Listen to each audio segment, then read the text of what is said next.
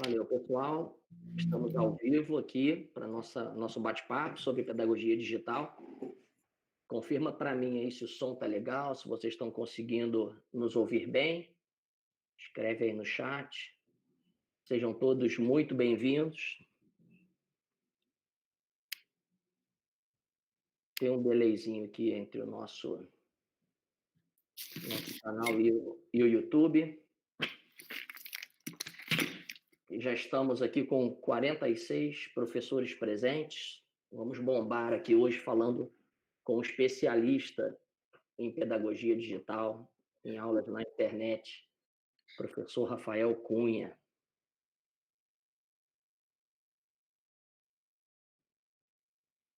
Pessoal, só aguardando aqui entrar. Enquanto isso, a gente já vai fazendo aqui alguns avisos, tá? A gente tem aí um QR Codezinho no canto aí da nossa tela, aonde por ele vocês têm acesso a um dos projetos de apoio que a gente está fazendo aqui para luta contra a Covid-19. Então, a gente está, né, junto de uma instituição, a Vivarte, recolhendo aí valores para poder marcar presença, impactar positivamente também. Isso é bem importante para a gente, enquanto professores. É importante a gente dar o exemplo, então, entrar, fazer a contribuição para a gente multiplicar aí essas ações do bem. Beleza, pessoal? Bom, então, vamos lá. A gente vai bater um papo aqui de aproximadamente 1 hora, e aí, bem legal vocês irem participando pelo chat, beleza? Então, fiquem à vontade. É um bate-papo, então a participação de vocês é fundamental para a gente nesse momento, ok? Então, eu vou, né, apresentar para vocês o nosso convidado de honra, professor Rafael Cunha, vice-presidente, né, do Descomplica, e que vai estar aí batendo um papo bem gostoso com a gente, né, Rafa? Falando sobre os nossos desafios nesses tempos de pandemia. E aí... Boa noite, Ricardo. Boa noite, pessoal. Boa noite, professores do Apogeu, das escolas parceiras do Apogeu. É um prazer enorme estar aqui com vocês. O Ricardo falou o especialista, e, na verdade, eu aprendi empiricamente a trabalhar com o mundo digital já há muitos anos. Eu Descomplico, não sei se todo mundo conhece, existe desde 2011, então são 9 anos aí, quase 10 anos que a gente está fazendo conteúdo digital, que hoje eu chamo de pedagogia digital. E, na prática, eu acabei vivenciando tanto isso que enfim, alguns me colocam na posição de especialista, mas é na marra mesmo, trabalhando todo dia, tentando entender um pouquinho melhor. E eu acho que tem alguns aprendizados, alguns atalhos aí ao longo desses 9 anos, não são só 3 meses, são 9 anos, que de repente eu posso passar para vocês e, quem sabe, ajudar. Ricardo, eu até percebi uma coisa, que eu estava esperando o chat no Google Meet, mas vocês estão no YouTube. Me manda o link também para eu poder ficar lendo o chat lá. Excelente. Vou mandar... Eu esqueci de... eu estou com 2 telas. Eu me sinto muito sozinho não podendo ver o chat, como eu estou acostumado a descontar. Excelente. A gente está com 2 telas, estou com o celular aqui, o computador, estou com 3 telas, na verdade. Então, vou enviar no grupo aí que a gente está conversando. Tá. Não, pode mandar. Já estão me... Léo Prota, você me dá suporte? Envia para a gente que eu não estou... Me manda durante, e se a Raquel quiser mandar, eu clico e fico vendo o chat lá, porque aí eu acho que fica até mais rápido, mais fluido. Legal. Envia para mim? Legal, excelente. Rafa, e a gente vai começar, então, a nossa conversa, né, falando um pouquinho disso, né, agradecendo aí aos nossos professores, a equipe, por disponibilizar esse horário depois das 7 para a gente bater um papo. Então, isso é um privilégio nosso ter o pessoal até tarde da noite discutindo sobre educação e vendo o que a gente pode fazer para melhorar o projeto que a gente tem hoje rodando aí para mais de 4.000 alunos. Então, a gente tem hoje, né, mais de 4.000 alunos conectados em aulas, inclusive a maioria delas ao vivo e diariamente, professores esses que viraram a chave em 4 dias. Então, na decisão se a gente ia parar ou não ia, como seria, 4 dias depois a gente já começava com as primeiras aulas online. E essa vira-chave, ela não foi fácil para a gente, e ela foi no susto, né? Você, como já começou relatando a sua experiência ela foi sendo construída, né, aos poucos, você foi migrando da sala de aula presencial para a sala de aula virtual. E conta para gente como é que foi, né, essa mudança, não só em relação ali à sua preparação, aos objetivos, mas à prática mesmo, como que esse processo aconteceu. Beleza. Bom, pessoal, eu já falei aqui, né, já dei um spoiler, o Descomplica existe desde 2011. Minha última ano em sala de aula foi 2014, ou seja, sala de aula presencial. Tá? Então, de 2014 até agora 2020, ou na verdade de 2015 até agora 2020, eu continuo dando aulas, mas eu dou uma aula por semana, online, no mundo digital, e para quem não sabe, eu sou professor de redação e preparo especificamente para o Enem. Tá? Enfim, depois eu posso falar um pouquinho mais sobre Descomplica, mas eu acho que hoje o objetivo não é falar sobre Descomplica, e sim sobre a experiência que a gente tem lá com essa questão de pedagogia digital. Mas só para vocês terem uma noção, quando a gente fala em ganho de escala, né, eu dava, sei lá, 46 tempos de aula por semana, em 23 turmas, atingindo 50 alunos em cada turma, só para fazer uma conta rápida, ou seja, por semana eu falava com 1.000 e poucos alunos, depois de 46 horas de trabalho. Hoje no Descomplica dou uma aula por semana, é às terças à noite. Hoje, por causa do Covid, a gente não está nos estúdios, então mudou totalmente a grade, por isso que eu estou aqui com vocês. Eu dou uma aula de 1h30 e normalmente no tempo de vida médio da aula de 2 semanas, entre quem assiste real time ali e vai assistindo depois nessas 2 semanas, a gente atinge entre 17 e 20 mil pessoas. Então, é um ganho de escala bem maior. Se for véspera do Enem, dá 90, 95 mil pessoas. Uau. Porque, como todo bom brasileiro, a gente procrastina e não fica todo mundo desesperado, querendo saber qual é o tema do Enem e afins. Bom, embora eu tenha feito esse preâmbulo, na verdade, o Ricardo perguntou como é que foi essa passar da sala de aula presencial para a sala de aula virtual. Em uma expressão, a resposta é: existe uma curva de aprendizado em que você adapta seu conteúdo, a sua pedagogia de sala de aula presencial ao mundo virtual e digital. E é claro que nesse processo você vai encontrando alguns incômodos, algumas dores, algumas facilidades, algumas vantagens. A verdade existe uma curva de aprendizagem. Eu tenho certeza que todo mundo aqui, quando foi falar para a câmera pela primeira vez, deve ter se sentido, cara, eles estão me ouvindo, eu preciso interagir. Aí a primeira vez que você interagiu com o aluno não respondeu na mesma hora, e aí você ficou se sentindo meio sozinho, não sabia se deveria falar ou não e tal. Agora, a gente está falando, está tendo esse papo aqui no dia 9 de junho. Se fosse dia 23 de março, talvez vocês não tivessem nem ideia do que eu estava falando. 23 de março vocês já estavam fechados, né, Ricardo? Já estavam... Foi o início do projeto online. A gente parou no 19. Eu parei no dia 18, lá no Descomplica. Então, mais ou menos. Hoje, 3 meses depois, arredondando, provavelmente vocês já estão bem mais à vontade. Eu disse provavelmente. Claro que provavelmente também estão falando assim, mas o que eu gosto mesmo é sala de aula presencial, porque você sente saudade daquele espaço, que acaba sendo a zona de conforto. Eu não estou usando essa expressão no sentido que normalmente negativo que as pessoas atribuem. Não, você está ali há 20 anos. Eu dei aula de 1998 até 2014. Então, cara, foi tempo pra caramba, né? Foram quase 20 anos, 16 anos aí de sala de aula presencial. Mas quando você pega essa curva de aprendizagem, tira os aspectos que te incomodam na sala de aula presencial, vê aquilo na sala de aula virtual como uma vantagem e aprende a dirimir as desvantagens da sala de aula virtual, que é não ver o aluno naquele momento. Olha eu aqui pedindo chat. Até agora eu não consegui abrir o chat, porque eles me mandaram durante, eu já estava falando. Então, não, eu estou com ele aqui, só que eu não consegui parar para ver. Eu sinto falta desse tipo de contato, e eu não preciso olhar para as pessoas, mas eu preciso ver o que elas estão falando para, de alguma forma, interagir. O que eu posso dizer para vocês fiquem muito tranquilos. Esse é um processo de aprendizagem que já tem 2 para 3 meses. A cada dia, vocês vão ficar melhores. Em algum momento, alguns de vocês vão falar, eu detesto isso. Alguns de vocês vão falar, eu topo isso e dá para complementar a sala de aula presencial com a sala de aula digital. E eu prometo, alguns de vocês vão falar, caramba, eu não queria nem que voltasse. Toque, toque, toque, não pelo Covid. Mas, por mim, podia ser digital o resto da vida. Que é um pouco do movimento que eu fiz. E eu não estou aqui para tentar convencer ninguém de que digital é melhor do que presencial. Não é.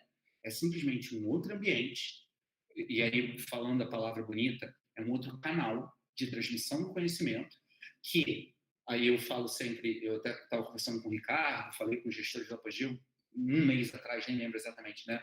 Existe uma pedagogia tradicional, elas não são melhores ou piores entre si, elas, sem dúvida alguma, são complementares entre si, e quando eu falo assim, existem pontos de interseção, existem pontos em que uma é mais vantajosa que a outra, e existe a necessidade dos professores olharem e falarem, ok, eu vou extrair o que a pedagogia tradicional tem de melhor, vou extrair o que a pedagogia digital tem de melhor e vou me livrar das desvantagens delas.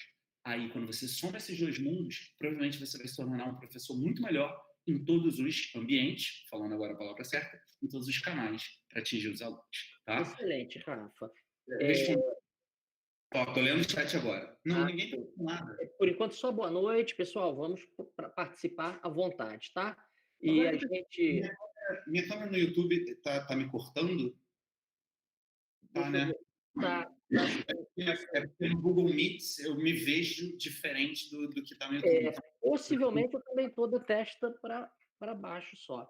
Tá, o mais importante é saber se a camisa do Flamengo está aparecendo. Porque... Tá, a camisa, tem uma mancha aí atrás de você, rubro-negra. A ideia vitória. Mas beleza. Aproveitando que a gente deu uma quebra na conversa antes da gente seguir, pessoal, a gente tem aí o nosso QR Code, ok? No canto superior aqui do meu lado, para vocês poderem ter acesso a uma ação social que a gente está fazendo aí, né, em prol de uma instituição, a Vivarte, fazendo apoio aí para a luta contra a Covid-19, beleza? Então a gente convida todos vocês a fazerem um acesso aí via celular, fazerem uma contribuição para a gente poder também fazer o nosso papel aí, nossa responsabilidade social. Beleza, galera? Excelente. E aí, Rafa, dando sequência aqui nessa questão, né, das duas pedagogias que a gente tem, o aluno também, eu acho que a gente poderia dizer que temos dois tipos de alunos. Embora aluno seja aluno, tem um aluno do ambiente presencial e tem um aluno do ambiente virtual. Como que você, nessa sua caminhada, diferenciaria essas duas personas e como lidar, né? Quais são as percepções que você tem, né, que você poderia dar de boas dicas para a gente lidar melhor com o nosso aluno no ambiente virtual? Já que nós, aqui, né, do lado de cá, a maioria de nós tem pouca experiência com o ambiente virtual, de fato aí coisa de alguns meses para cá, e a gente ainda fica um pouco embananado. Eu, particularmente, me sinto assim. Só fazendo eu não quero chamar de correção, mas vai acabar sendo. Não tinha um aluno presencial, do mundo físico real, e um aluno virtual ou digital. Na verdade, são os mesmos alunos, agora mais do que nunca, né? Mas eu diria que são os mesmos alunos, e esses alunos, eles vão, no longo prazo, ter preferências. Alguns alunos vão dizer para vocês, eu não me dou bem com o mundo virtual, eu preciso estar em sala de aula, eu preciso sentar na frente do professor, eu preciso ter alguém mandando, eu preciso que toque a sineta, ainda tem sineta? Tem, né? O sino. Tem o sinal. Eu preciso que toque o sinal para dizer que a aula começou, que acabou, porque senão eu não vou fazer nada. Existem outros alunos que funcionam de forma muito mais autônoma. Eu não preciso de uma sineta, eu não preciso de um professor mandando eu calar a boca. Eu quero um mundo em que eu dê play, na hora que eu quiser eu dou pausa, na hora que eu perceber que eu já sei o conteúdo eu pulo, e aí você vai ter alunos com preferências, mas é o mesmo aluno, e o que vocês vão perceber é nenhuma preferência absoluta. Vai haver alunos que, em vários momentos, vão preferir estar numa sala de aula, e esses mesmos alunos, em outros momentos, vão preferir estar em casa. Isso é absolutamente normal. Vou tentar, eu adoro fazer analogia, tá? Existem pessoas que preferem ler o livro. Existem pessoas que preferem assistir ao filme do livro.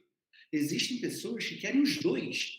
Principalmente a galera em Harry Potter, todos os adolescentes leram o livro e quiseram assistir o filme depois. E alguns vão dizer, o filme nem se compara. Outros vão falar, meu Deus, o filme é sensacional, consegue ser tão bom quanto o livro. Por favor, é só uma analogia, só para ninguém estar aqui tentando comparar o meio audiovisual com a literatura e tal. Existem algumas pessoas que nunca leram o livro, eu sou de outra geração, mas eu assisti ao filme, eu queria ver lá o Prisioneiro de Azkaban, o que estava fazendo. Isso vale em diversos níveis, tá? Então, não achem que são alunos diferentes e estão falando com grupos diferentes. Só que, aí tem uma coisa, eu estou buscando aqui uma referência que são alunos genericamente considerados. Eu não estou dividindo aluno da educação infantil, do Fundo 1, do Fundo Fundamental, vocês falam assim, né? Fundo 1, Falando, Fundo 2, no médio. Eu não estou fazendo essa diferenciação. É claro que, no caso dos menorzinhos, a escola sempre vai ter o espaço por todas as questões relacionadas à sociabilidade, a necessidade de você interagir, de você estar num ambiente de troca presencial físico.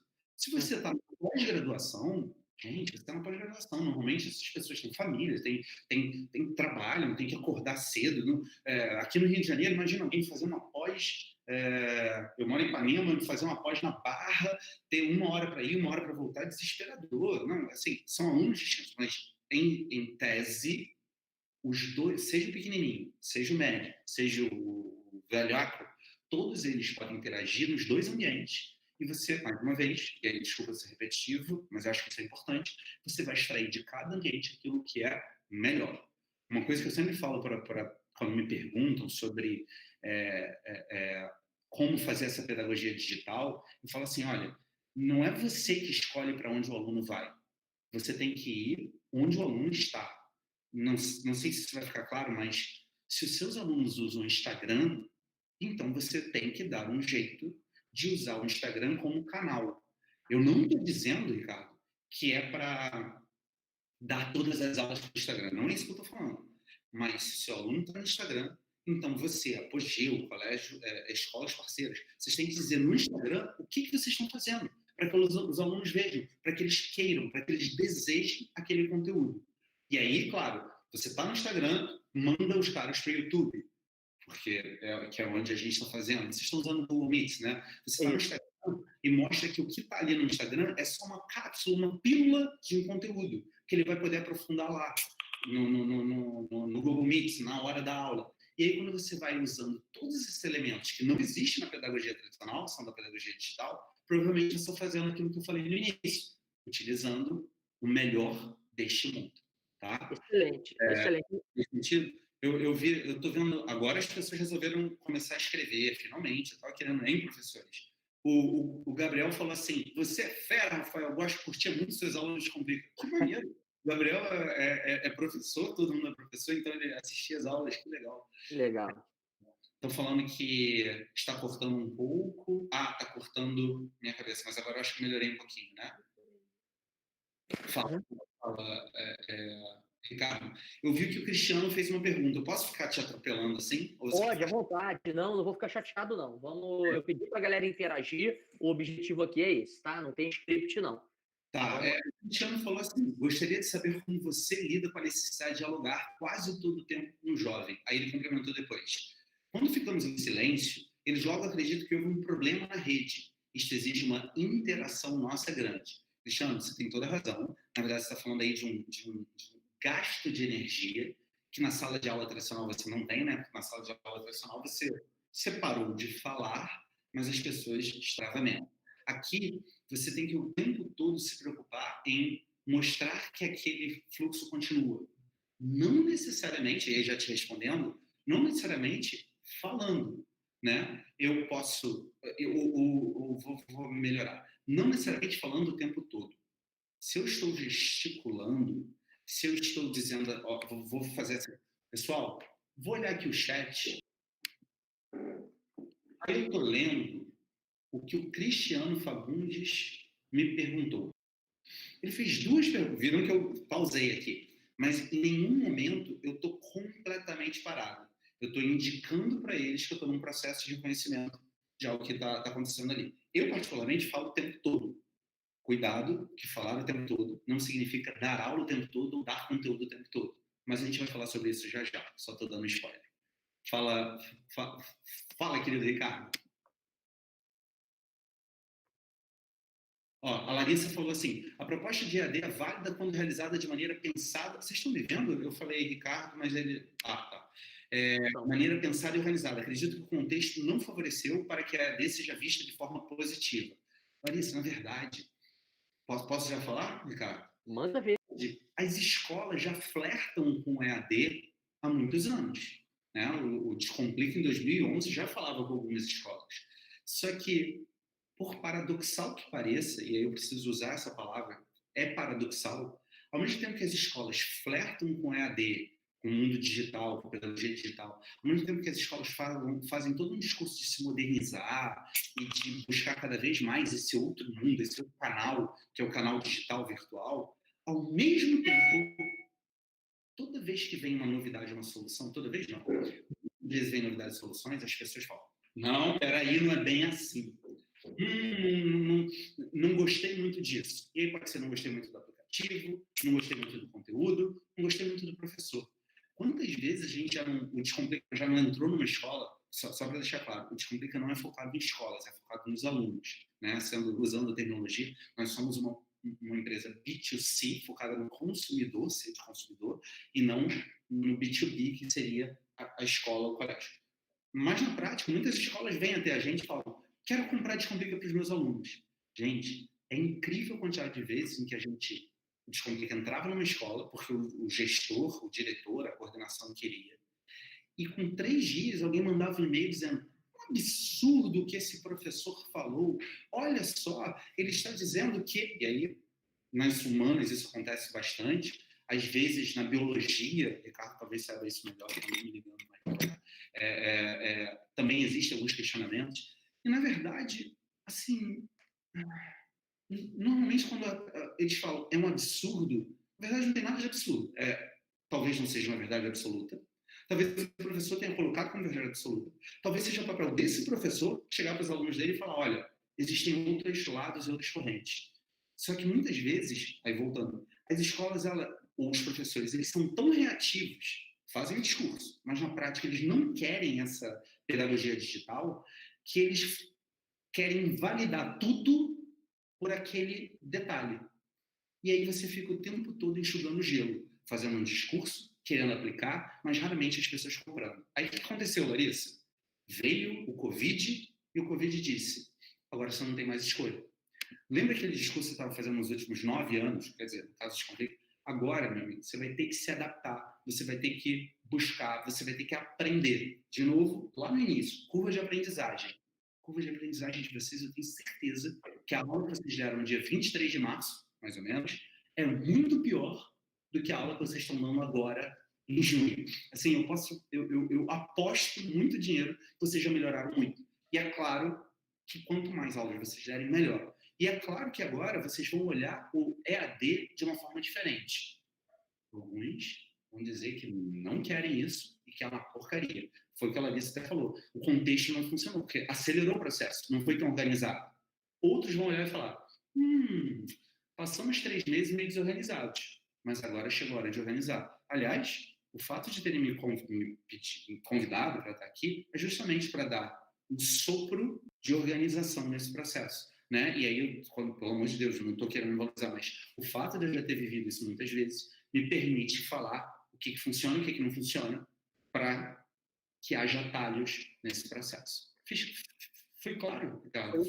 Foi excelente, Rafa. E a pergunta que eu tenho para você agora é dar sequência a esse raciocínio. A gente tem, né, esse início de projeto, onde a maioria de nós já começamos a nos adaptar a fazer a aula ao vivo no Google Meet, mas ainda fazemos poucas aulas gravadas e editadas. Quase nenhuma a gente tem feito nesse formato, algumas gravadas, mas gravada, editada, ainda são poucos professores que conseguem um tempinho para fazer, para se atrever. E queria saber de você, né, como que você enxerga, porque a gente fala da aula online, né, distinguir uma aula online gravada de uma aula gravada ao vivo, apontando os principais prós e contras de cada uma delas? Perfeito, ótima pergunta, porque Parece óbvio, mas não é. As pessoas acham que uma aula gravada e uma aula ao vivo, gravada ou não, são a mesma coisa. Elas não são. Pode ser que o conteúdo seja o mesmo, né? Eu aposto que se o Ricardo for dar uma aula sobre taxonomia animal, ainda tem taxonomia animal? Tem, ainda existe. Pouco importada, mas existe. Enfim, se ele vai falar sobre genética, é que eu lembro de homozigoto recessivo, azinho, olho azul, nem sei se isso cai ainda. Sim. É isso. Ainda cai, genética clássica, e até a moderna, mas essa ainda cai um pouquinho. Desculpa, já faz muito tempo. No vestibular foi muitos anos. Mas, enfim, brincadeiras à parte, eu aposto que quando ele vai falar sobre azinho e homozigoto recessivo, heterozigoto com alelo dominante, isso ele pode fazer uma aula gravada ou uma aula ao vivo. A diferença é que, aula gravada. Então não chamem de aula online. Tudo isso é aula online. A diferença é que uma é gravada, e aí querem nomes bonitos, eu evito os nomes bonitos, mas é bom até para vocês se contextualizarem. É o que a gente chama de VOD, Video on Demand, VOD, e outras são as aulas ao vivo propriamente ditas, que a gente chama de lives. O inglês sempre facilita, ele é mais rápido, né? Então, tudo é aula online, mas existem os VODs, aulas gravadas, e existem as lives, aulas ao vivo. O conteúdo de genética clássica pode ser o mesmo nas duas. Ele vai falar de azinho, heterozigoto, olho azul, alelos dominantes, aquele coelho chinchila, que eu não se lembro, que aparecia várias vezes, e afins. Isso vai acontecer nas duas. A diferença é, a aula gravada, o VOD, ele, pode ser planejado, pode ser direto ao ponto, você não precisa interagir com ninguém, e, sobre vários aspectos, ela serve muito mais ao aluno dinâmico que quer ver um conteúdo mais rápido. Um professor bem treinado, ele consegue fazer com que 3 minutos de aula física, real, presencial, se transformem em 1 minuto de aula ao vivo. Desculpa, de aula gravada. Vou repetir. 3 minutos de uma aula numa sala de aula, para um professor treinado, acostumado com a câmera, ele transforma esses 3 minutos em 1 minuto. Na prática, 1h30 de aula, eu não sei exatamente como é que são os tempos no Apogeu, 50 minutos, tal, mas enfim, 2 tempos de 45 minutos, 1h30, mais ou menos cabem em um vídeo, ou uma sequência de vídeos de 30 minutos. Rafael, mas eu não sou tão treinado, eu quero ser mais lento. Beleza, você faz 1:2, então 90 minutos viram 45 minutos. O importante é que isso seja mais rápido do que uma aula normal. Você fala, mas o aluno não vai absorver. Não, esse é o mundo digital. Se ele não absorver, ele dá pausa. Ele dá reward, volta. Ele acelera. Aliás, a gente tem esses números, eu posso falar para vocês. 62% dos alunos de Descomplica assistem aos vídeos em velocidade 1.5. Não sei se vocês estão entendendo. A aula já é mais rápida, e mesmo assim eles colocam em velocidade 1.5, porque eles entendem que o professor respira e etc. E muitas vezes ele sabe aquele conteúdo. Então, não tenho medo na aula gravada, VOD, em ir direto ao ponto, porque o seu aluno, ele que vai decidir se vai ou volta. É muito diferente da aula live. Lembrando que as duas são online. A aula live tem outras funções, o conteúdo é o mesmo. A aula live tem uma função que é a mais importante de todas. Ela serve para o aluno, a pessoa, não procrastinar. Hoje, né, às 7 horas da noite, 7 e 8, que a gente começou às 7 horas da noite, nós temos um encontro aqui, temos um encontro aqui, e estou falando para vocês. Eu vi alguém perguntando, esse link vai ficar disponível depois para os professores, tal. Sim, todo mundo vai poder assistir. Eu garanto que dos professores que não estão assistindo, no máximo 10% vão assistir. Eu prometo que não vai passar de 10%. Mas eu estou diminuindo o meu trabalho. Não, eu prometo. Você tem 200 professores que poderiam estar aqui e não estão assistindo, 20 no máximo vão assistir. Eu diria até que o número é menor. Por quê? Porque você tem aquilo na hora que você quer. E não é entretenimento, não é diversão. É diferente de você assistir uma série na Netflix, que você está esperando por aquilo que é ver continuidade.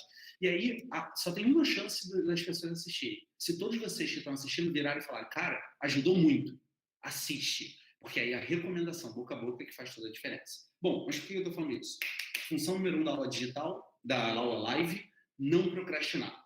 Função número 2, ela contém um elemento de surpresa e interação que faz muita diferença para muitos alunos. Então, falar para a câmera é diferente, para a câmera sozinha, é muito diferente de falar para 30, 40, 50, 200 alunos. Eu, quando dou aula às terças-feiras no Descomplica, eu falo, na minha cabeça, eu estou falando para 20 mil pessoas.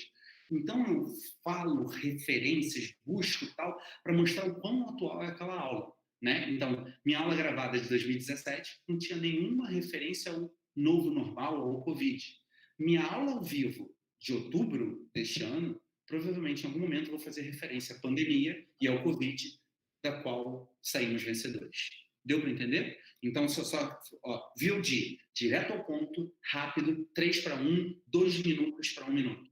Live, aula ao vivo, não procrastinar, e tem um elemento de contato com o aluno que faz muita diferença para muita gente. Qual é o melhor? Não existe melhor. O aluno vai buscar, lembra, você está possibilitando ele vários canais e ele que vai escolher o que ele quer.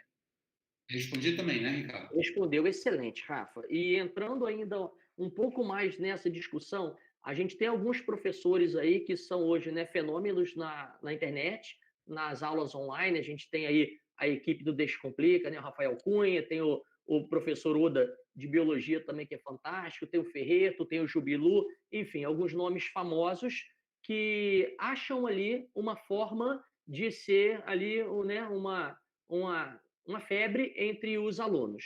O que eles têm, né, de padrão, se é que a gente pode dizer que é padrão, que faz a coisa funcionar? Tá. Só fazer um passo atrás. Pode. Eu lembro que a professora Larissa ela fez a seguinte referência. Eu não me referi ao novo modelo e às resistências, que foi toda a história que contei, mas sim ao improviso dos professores. Então, Larissa, o que na verdade eu estou falando é muita gente queria fazer online, mas não buscava resistência, buscava evitar o inevitável. Em algum momento vem o Covid, acelera o processo e as escolas falam, liga o computador e vai dar aula para os seus alunos agora. E aí você fala, Deus do céu, vou ter que improvisar. E a resposta é, sim. E isso vai trazer uma experiência, nem consegui ler a tempo. Profundamente, a autonomia dos nossos estudantes, querendo ou não, isso é uma parte deles. Tá. Quer falar? O Ronald fez um comentário interessante, a gente pode conversar sobre isso, mas, Ricardo, eu não quero cortar. Tem muito delay na aula no que está passando no YouTube, né? Tem bastante atraso. Tô vendo que explica alguma coisa. Aquilo ali promove interação. Aquilo ali promove a palavra que todo mundo deseja, é engajamento. Tá? Você vai testar em vários níveis, buscar várias coisas para fazer com que os alunos se engajem. E aí, ter iluminação perfeita, um quadro fantástico atrás, isso é o legal de ter, não é o necessário. É o nice to have, não o must have. Tá? Só para não ficarmos reféns dessas questões tecnológicas. Claro, tem internet. Né? Infelizmente, que é a barreira da internet, do computador, do tablet, o que quer que seja. Fora essa parte de hardware e acesso à banda larga, tudo o resto você consegue extrair o melhor com as ferramentas que tem. Excelente, Rafa. Você quer dar uma olhadinha no chat, ver se tem alguma... O Ronald fez um comentário interessante.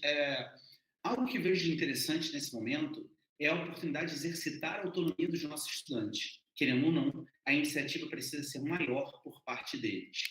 Ronald, a melhor frase aí é a iniciativa deveria ser maior por parte deles. Mas, Ronald, da mesma forma, dieta, sei lá, Ricardo, estou inventando. Tá? Nela, tá difícil. Não, eu estou pensando, mas a iniciativa de fazer dieta deveria ser o Ricardo. Afinal de contas, o Ricardo não é mais um garoto, ele já passou dos 23, tem o quê? 25, né, Ricardo? Então, isso, Eu imagino que segunda-feira, depois de enfiar o pé na jaca no final de semana, no churrasco, o Ricardo pensa, vou fazer dieta. E naquele dia 1 ele está na dieta. No dia 4, na quinta-feira, ele já está pensando no final de semana, já chama para o barzinho, para o Bigode. Não tem bar do Bigode? Em Juiz de Fora, adorava esse lugar. No bar do Bigode, e aí ele já recai no show, tal. a iniciativa deveria ser dos alunos. A questão é, não podemos depender disso. As pessoas não são automotivadas. São algumas premissas que eu gosto de falar. O tempo dos alunos é escasso, então, voltando a tudo aquilo, não queiram dar tudo de tudo de tudo. Menos é mais. Faz o básico necessário, arroz com feijão. E claro, se houver tempo, aprofunda, o tempo é escasso. 2, os alunos não são automotivados. Eles não vão para a aula pensando, puxa, como eu estou feliz de estar aqui. Eles estão pensando, gostaria de estar jogando League of Legends, Free Fire ou assistindo a nova temporada de 13 Reasons Why no Netflix. O que você precisa? Estimular, sob vários aspectos, o engajamento deles. Nunca vai ser ótimo. Mas o que eu diria para o Ricardo é, Ricardo, final de semana vai ter, daqui a um mês, vai ter um casamento, você vai ser padrinho e você tem que entrar no seu terno.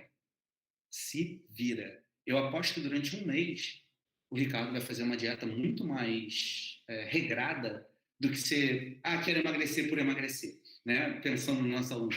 Quero saber por saber. Não vai dar. Ele tem que ter um objetivo, ele tem que ser estimulado. Esse objetivo, embora eu tenha colocado ele como um estímulo, às vezes estímulo positivo, às vezes estímulo negativo, vocês têm que buscar os meios, isso é pensar fora da caixa, para fazer com que os alunos se sintam cada vez mais engajados. Em sala de aula, tem gente que vira e fala, vale meio ponto no teste quem acertar essa questão. Beleza. O aluno não faria a questão naturalmente, mas com meio ponto ele vai tentar. Qual é o caminho para estimular esse engajamento online? Existem vários níveis, várias possibilidades, e mais uma vez, testando, existe grande chance de conseguir. Tá bom? Excelente. Aproveitando a fala do Ronaldo, Rafa, eu queria que você falasse. Ronald Gonçalves. Foi Ronald. Eu queria que você falasse um pouquinho para a gente, né, de o que você vê que o professor online pode fazer para nos ajudar nesse engajamento, em termos de dinâmica de aula. A gente começou o nosso projeto pensando que liberar listas de exercícios seria uma forma bem interessante de trazer o aluno para a atividade. E a gente chegou a ter, né, na primeira semana, 900 atividades sendo liberadas para o aluno, e até a gente achar o ponto certo, né, para no final agora de 8 semanas, falando para a rede inteira, tá? Para todo o nosso projeto online de ensino médio, na primeira semana a gente liberou 950 entre listas de exercícios, textos PDF, vídeos. Na semana 8, a gente estava com cerca de 200 atividades. Então, a gente foi equalizando e chegamos a 1/5 do que a gente tinha inicialmente. Então, como achar o ponto certo entre, né, motivar e desmotivar o aluno? Não sei se vocês perceberam, mas o Ricardo já provou o que eu falei na prática, né? Eu falei na teoria, ele provou na prática. Eu falei que menos é mais. Se no dia 1 alguém tivesse me perguntado, Rafael, a gente vai dar 900 atividades para coisa, eu falei, corta isso, não vai dar certo. Claro, eu também não tenho ideia de quantas atividades são, mas eu sei que no primeiro momento a gente quer dar muito, né? Você vai dar um jantar e você não quer que as pessoas tenham que elas tenham opções, você não sabe quem é vegetariano, quem não come carne vermelha, quem prefere frutos do mar. Você vai fazer 8 pratos distintos para 5 pessoas e ninguém vai comer nada. Quer dizer, vai comer um pouquinho de cada, tal, e vai ter indigestão se sentar muito. A mesma coisa aqui. Você tem que ser assertivo, minimalista e testar. O Ricardo fez a seguinte pergunta, tá, mas o que a gente tem que fazer? Primeiro, reduzir, tem que botar menos. Uma lista com 77 questões não vai ser resolvida por 95% dos alunos.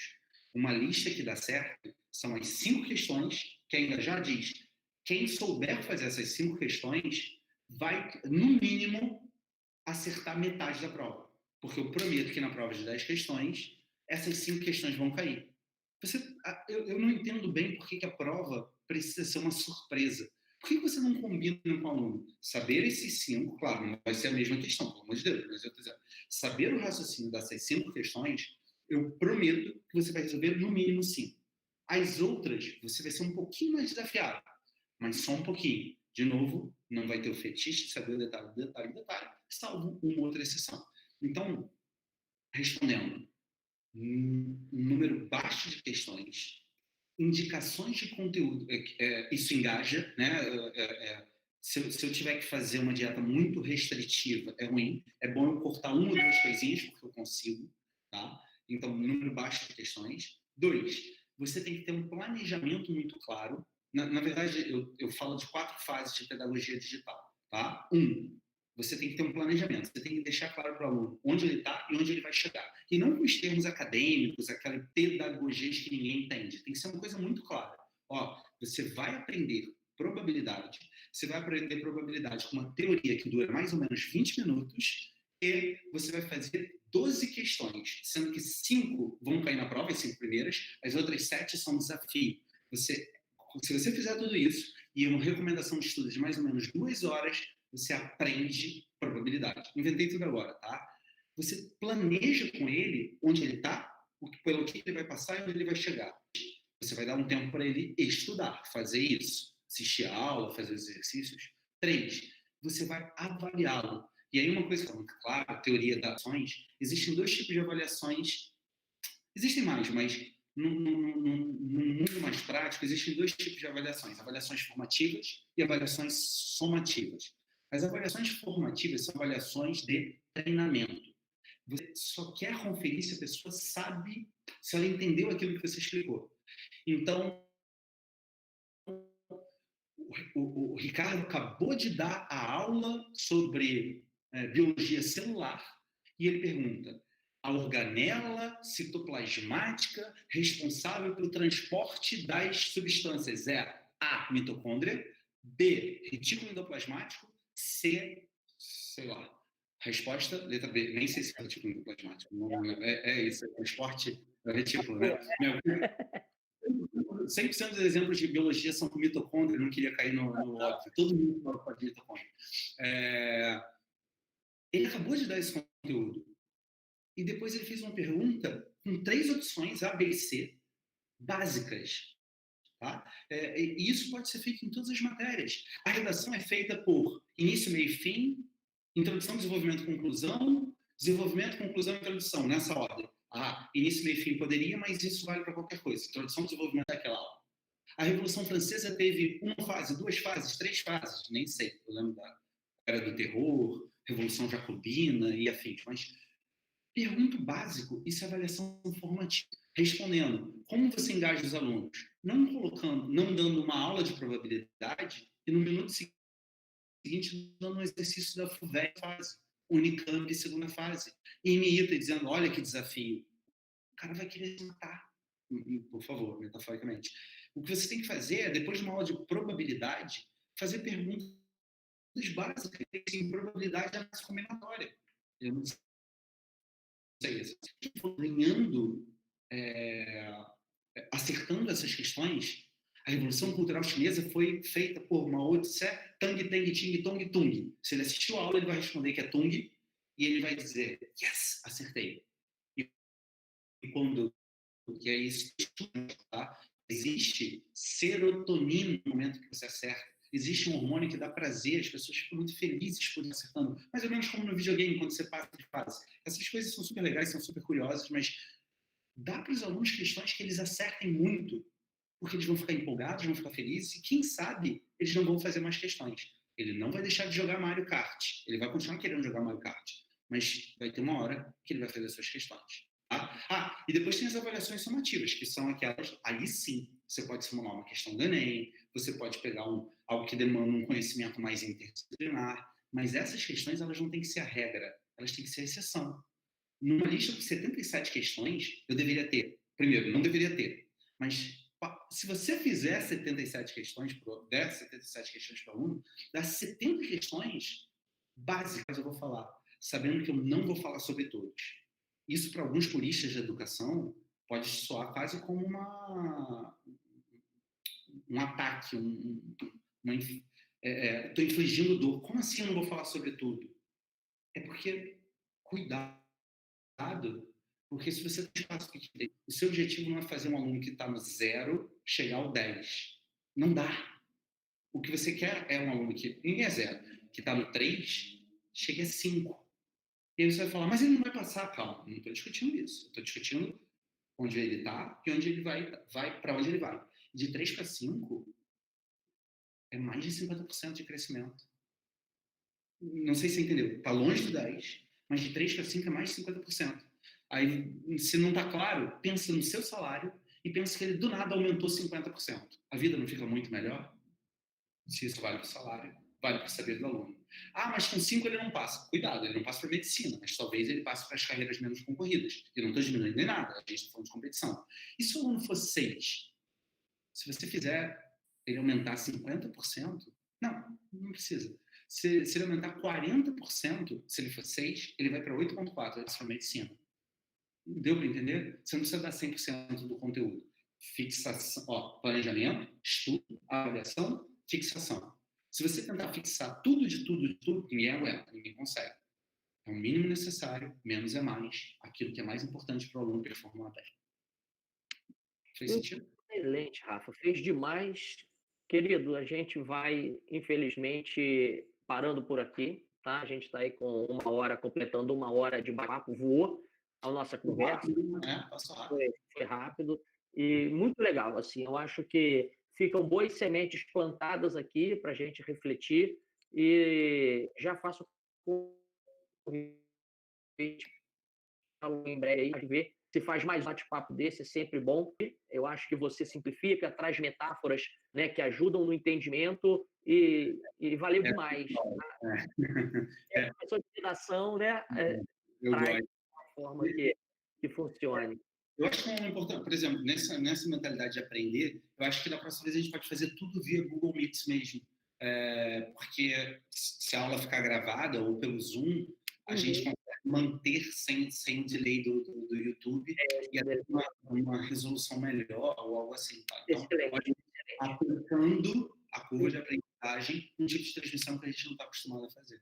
Excelente, com certeza. Eu preferia que fosse direto no Meet também, mas Chico, valeu demais. Agradecer aos professores também aí pela participação. Espero que tenham tirado, né, ótimas lições aí desse bate-papo, que tenha servido para a gente refletir. E vamos seguir, né, buscando aí melhorias e aproveitando, pessoal, para falar novamente, se alguém não pegou, a gente está aí com esse QR Code na telinha, né, que é para levar vocês aí para um projeto social que a gente está ajudando aí para lutar contra a Covid-19. Então, o Apogeu também preocupado com a sociedade e fazendo a sua parte, né? Então, sermos exemplos aí de solidariedade nesse momento tão difícil, com certeza é bem válido. Agradecer demais ao Rafael Cunha, que tem uma longa história aí também, né, com o Apogeu, já chegou a dar aula no Apogeu de redação lá no... Há quanto tempo, Rafa? Já tem uns 8 anos isso, né? 2012, provavelmente. 12. Então, eu Alfredo me convidarem de novo. Se eles me convidarem, você me convida. Com certeza. A gente vai colocar o seu nome aqui na Golden List que a gente tem. Beleza, Rafa? Querida, muito obrigado. Foi um prazer demais. E até a próxima, pessoal. Obrigadão. Fica com Deus. Gostado. Foi um prazer, tá? Tchau.